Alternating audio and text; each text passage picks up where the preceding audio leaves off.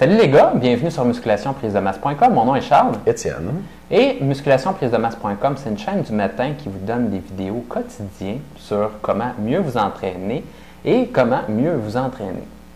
Tu résumes ça pas mal. Pas pire, hein?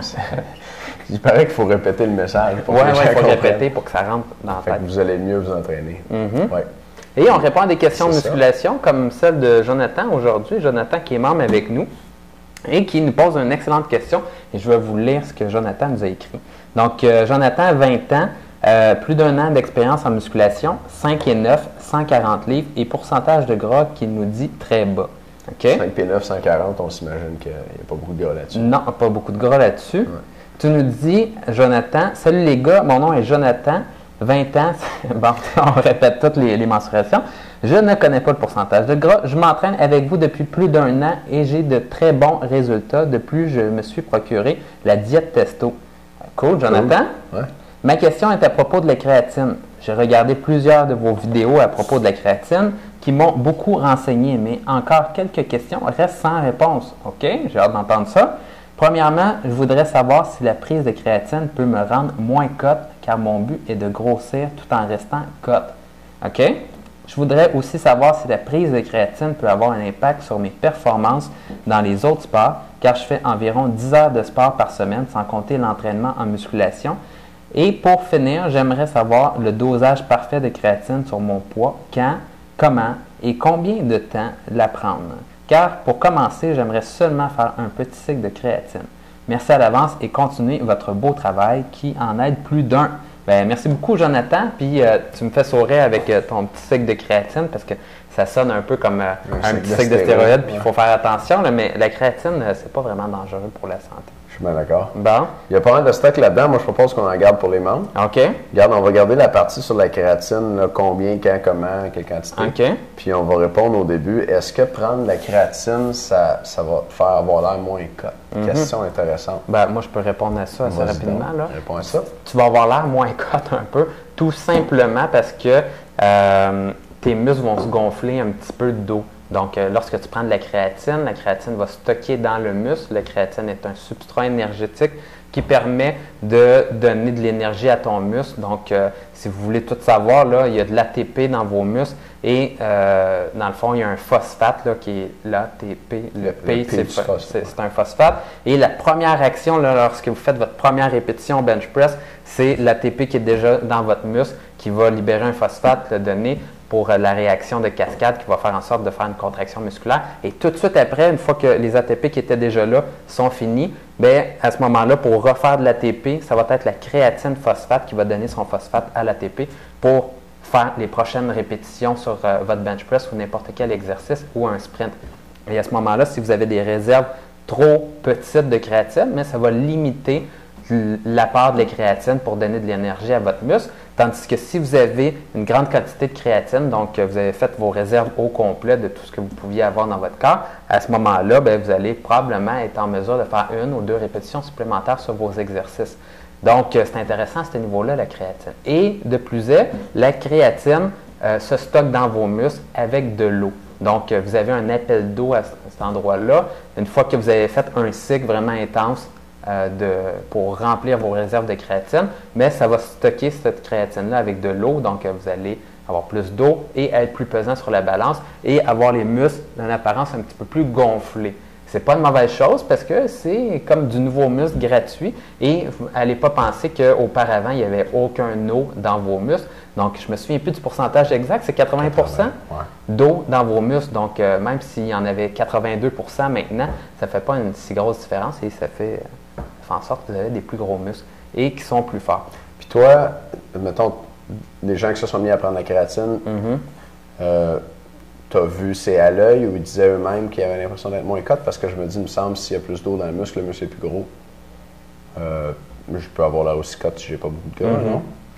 C'est une bonne question. Je ne pourrais pas répondre à ce niveau-là. Parce que moi aussi, j'ai des amis qui m'ont dit, quand je fais une sèche ou une phase de perte de poids, je ne sens pas de créatine, j'ai l'impression que ça me fait avoir l'air de M. Pillsbury, genre, d'être gonflé. Là.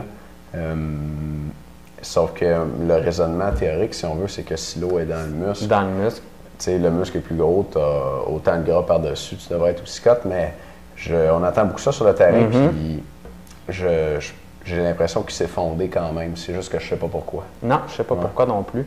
Donc, mais c'est sûr que c'est vrai que c'est stocké avec de l'eau, fait que peut-être que d'avoir l'aspect plus, peut-être... on sait que les culturistes se déshydratent beaucoup pour leur compétition, tu sais. Puis ils se déshydratent, ils sont tellement déshydratés qu'ils vont avoir moins d'eau dans les muscles aussi. Fait que peut-être que dans le fond, dans le être cut, t'as pas juste à être peu gras, mais c'est d'avoir un muscle genre qui a une consistance, un muscle genre dense là, ou quelque chose.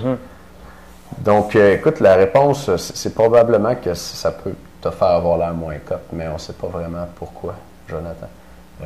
Puis, tu sais, écoute, entre ça et perdre du gras, mais c'est sûr que si tu as du gras à perdre, tu le perds. Par contre, toi, tu nous dis que tu n'es vraiment pas très gras, tu veux être encore plus cut que ça. Peut-être, ben écoute, toi, tu es dans une excellente situation pour nous le dire. Fais-le ton cycle de créatine et touche pas à ton pourcentage de gras, donc commence pas à manger tout de suite de façon supplémentaire, puis tu vas le voir tout de suite, là, ce que tu en penses. Oui, le best, si tu veux faire ça, ça serait de prendre une photo avant-après. Prends-toi en photo parce que le miroir, ça peut être trompeur, là, mais prends-toi en photo, prends ta créatine, puis prends-toi en photo, tu vas le savoir. Tu peux le faire maintenant. Si toi, tu voulais rester vraiment cut pour l'été, ce que tu peux faire aussi, c'est à un autre moment, c'est l'hiver prochain, mettons. Fais-le, essaye-le, puis tu vas voir de quoi ça a l'air, puis là, tu vas avoir la réponse définitive. C'est bon, ça? Très bien. Tu nous demandais aussi si la prise de créatine peut avoir un impact sur tes performances dans ton sport. La réponse est oui. Si tu fais un sport spécialement de puissance, de vitesse ou de force, dans le fond, tout sauf les sports cardio, genre la course, le vélo, longue distance, puis tout, oui, ça va améliorer tes performances sportives. On a le plus d'études là-dessus sur le football américain aux États-Unis, on va là-dessus. Mais n'importe quelles activités intenses et de courte durée, c'est amélioré. Les performances s'améliorent par la créatine. Donc, ça devrait t'aider. Oui, absolument. Donc, profite-en.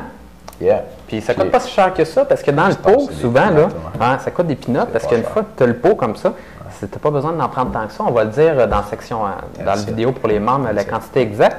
Mais sinon, là, dans le pot, un pot peut durer quasiment 2 ans. Là. Vraiment longtemps. Ouais. OK, les membres, on vous dit ça dans un instant. Les gars, on a une couple d'annonces pour vous cette semaine. Première annonce cool, c'est le retour de Maxime Saint-Onge à l'émission. Lui, on l'aime. C'est ça. Dans quelques semaines, il va revenir répondre à vos questions. Puis, on va enregistrer avec lui 3 entrevues avec des conseils avancés. Puis pour vraiment profiter de ses connaissances avancées à lui aussi, sur l'entraînement, l'alimentation puis la récupération. On va avoir 3 entrevues sur un peu comme les 3 piliers de la musculation.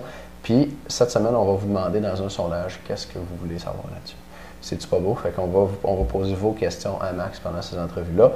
Et si vous voulez répondre à notre sondage, ça va être immédiatement en dessous du vidéo ici. Allez-y les gars, là, plus on a de vos réponses, meilleures vont être les entrevues, c'est ça. Ouais, plus on a de vos questions, plus on peut demander à Maxime vraiment de vous donner ce que vous voulez. Fait que vous allez tout avoir ça. Répondez à notre sondage. C'est en dessous du vidéo. Autre annonce. Je vais où tu vas? Ah, vas-y. Je suis bien parti, hein? Deuxième annonce, toujours à propos de Maxime Saint-Onge. Maxime Saint-Onge a un site web sur l'entraînement pour l'enfant. Right? C'est nouveau. Puis moi, je l'aide là-dessus. Je m'occupe de son site web. Fait que Max crée des produits pour aider les femmes à se mettre plus en forme. Puis il a créé une série de DVD sur comment perdre du poids puis avoir un ventre plat. Les femmes veulent un ventre plat, nous on veut un six-pack, dans le fond des abdos. C'est sûr qu'en tant que gars, si on perd du gras au niveau du ventre, on va voir nos abdos plus que les femmes. T'sais. Fait qu'il a créé ça pour les femmes. J'ai vu son DVD, c'est excellent. Puis, ça dure 2 heures en tout. Puis il explique toute la théorie, comment on fait pour maigrir. Puis il explique comment se monter un bon programme d'entraînement pour maigrir aussi. Puis un facteur, Maxime a toujours une approche différente sur les choses. Là. Un facteur qui amène là-dedans, c'est que faire d'exercice, crois-moi pas, ça pourrait te faire prendre du poids si tu ne tiens pas compte de ce qu'on appelle l'effet compensatoire de l'exercice. Et puis, j'ai vu ça dans ces DVD, puis il y a un long texte qui est écrit là-dessus, en fait, que tu peux aller voir sur son site web. Tu vas même faire une formation à soir là-dessus? Je vais faire une formation exactement là-dessus cette semaine. En tout cas, si vous voulez aller voir l'article, le lien va être en dessous du vidéo. Puis si vous voulez que je vous en parle davantage, soyez avec nous mardi soir 6h, jeudi soir 8h ou samedi 11h. L'information va être en dessous du vidéo aussi. Puis Puis je vais vous dire ça dans une formation, l'effet compensatoire de l'exercice, puis comment faire de l'exercice, ça peut te faire prendre du poids. Puis aussi, ben, pour les DVD avec Saint-Onge, comment maigrir, puis avoir un ventre plat, l'info est en dessous de vidéo. C'est bon ça? Ça fait le tour. On se revoit dans la prochaine vidéo. Sure. Bonne fin de journée. Salut tout le monde. Ciao.